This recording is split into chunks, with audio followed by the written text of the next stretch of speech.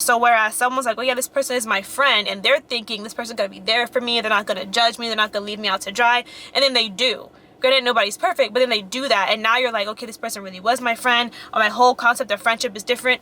You are giving someone that title prematurely. What's poppin', people? Welcome back to another 5-Day Friday, where I break down key Bible and life principles in under 5 minutes. But before we get into the video, I want to remind you guys, hit that like button, hit that subscribe button, leave a comment down below, and let me know if you want me to talk about anything specific in the future. But for now, let's get started. So maybe a week, 2 weeks ago, I posted a video on Instagram talking about how to know if you have a fake friend or not. And I was basically saying, you know, those people that tell you after the fact that they know someone is a certain way. If they tell you after they already hurt you or whatever, that's a fake friend because they should have told you. And I got a lot of feedback talking about, no, that's your own insecurity. Some people just don't want to know anything. You have to know, blah, blah.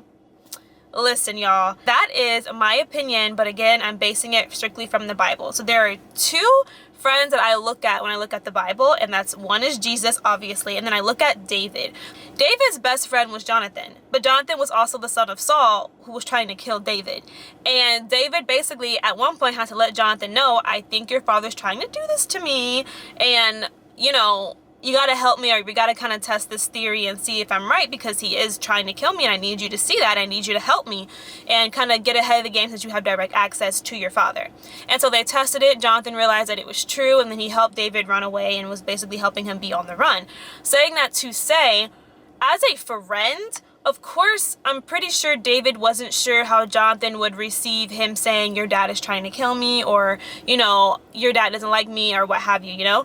And as a friend, David trusted that friendship with Jonathan enough to be like, he won't judge me, he won't go off on me, he won't criticize me, or he won't throw me away. He'll at least test it and help me. That's basically what he was asking for.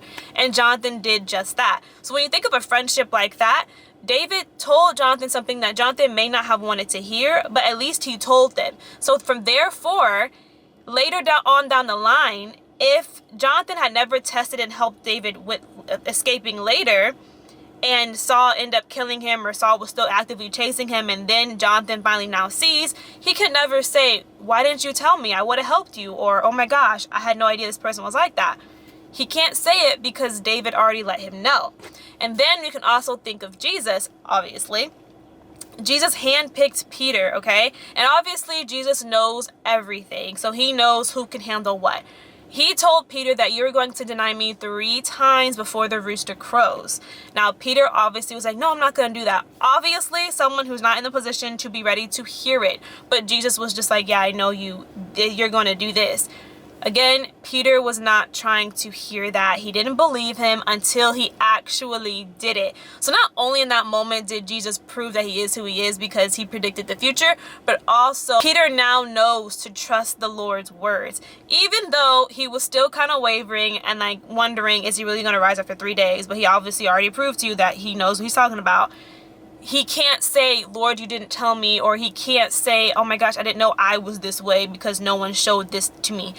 Jesus said it. So saying that to say, my video is basically saying, yes, everyone is different. Not everyone is going to be in the right state of mind to receive certain things. I never said when you have to say it or how you have to say it. I just said, at least say it. Let the person know. And that's what friendship is to me. If you have a friendship where you kind of have to be on edge, or you're wondering, okay, this person's going to get mad at me. A friend, and I think people give people these titles not deserving of it. You need to give them an associate or acquaintance title, not a friend title. If you are calling somebody a friend, they know that if you tell them something that they may not want to hear, you are saying it from a place of love and concern, and you just want to give them a heads up or a warning. You don't have to force your opinion. You don't have to force your past experience on them. You are just letting them know, and you're letting them be aware. So something does happen, they can't come back and say, you didn't really care about me. Why didn't you tell me this? Why didn't you tell me that? They can't say that because you did give them a warning. You did your part, and whatever they choose to do with it is on them. But as based on the Bible, a definition of a friend is being able to come to them even with the hard stuff, even with stuff that they may not want to hear. You're saying it not maliciously. You are saying it coming from a place of love, and you're genuinely caring about them. That is what I call friendship, and that is what the basis of my video was about. And again, People are going to take what they want with it, but I still think people give people the title friend not deserving of it. You hang out with somebody 3-4 times, y'all get along. Okay, this is my friend now. No. That's your acquaintance. That's someone that you know. They are not your friend. Not everybody deserves that title. So whereas someone's like, oh yeah, this person is my friend, and they're thinking this person's going to be there for me. They're not going to judge me. They're not going to leave me out to dry. And then they do. Granted, nobody's perfect, but then they do that, and now you're like, okay, this person really was my friend, or my whole concept of friendship is different. You are giving someone that title prematurely. It's like dating. You do not call someone your girlfriend or boyfriend after knowing them for a few weeks. It may happen for some, whatever, what have you, but for the most part, you're giving them a title prematurely and expecting too much from a person that you don't even know. So that is what I am saying. If you're going to call somebody a friend, you need to have it already made up in your mind what your idea of a good friendship is. Not an acquaintance, not an associate, not somebody you know.